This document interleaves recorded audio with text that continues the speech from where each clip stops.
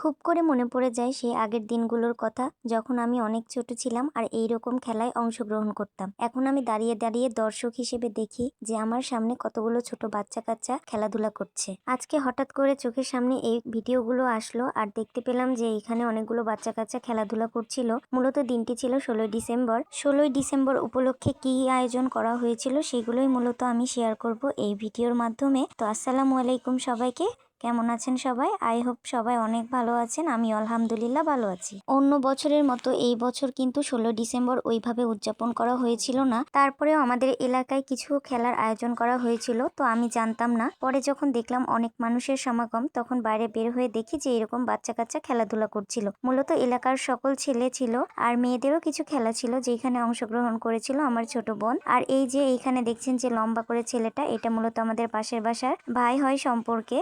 তো ওর খেলা দেখে মূলত আমি এই খেলাটা ভিডিও করেছি। এই খেলাটার নাম আমি ঠিক জানি না, তবে দেখছিলাম যে সবার হাতে একটা করে বেলুন ছিল আর নিজের বেলুন রক্ষা করে অন্যের বেলুনগুলো ফাটিয়ে যে শেষ পর্যন্ত টিকে থাকতে পারবে সেই জয়ী হবে। তো এইভাবে খেলাটা উপভোগ করছিলাম। এরপরে এখন আমি যেহেতু অনেক বড় হয়ে গিয়েছি, এখন আর বাচ্চাদের আসনে খেলতে পারি না, তবে গার্জিয়ান হিসেবে আমাদেরও একটা খেলা ছিল, সেইটা ছিল বালিশ খেলা। আর বালিশ খেলা আমি যদিও খেলতে চেয়েছিলাম না, তারপরে কি মনে হলো খেললাম আর দেখলাম যে পুরস্কারও পেয়ে গিয়েছি। আমি বালিশ খেলায় সেকেন্ড হয়েছি।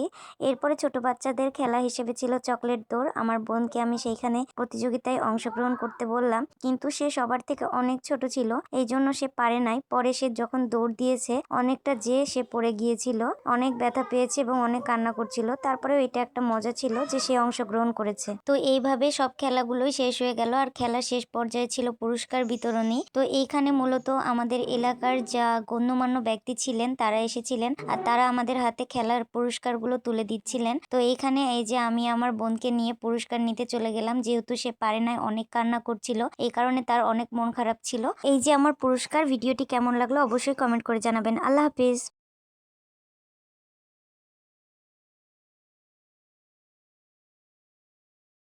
ভিডিওটি কেমন লাগলো অবশ্যই কমেন্ট করে জানাবেন। আল্লাহ হাফেজ।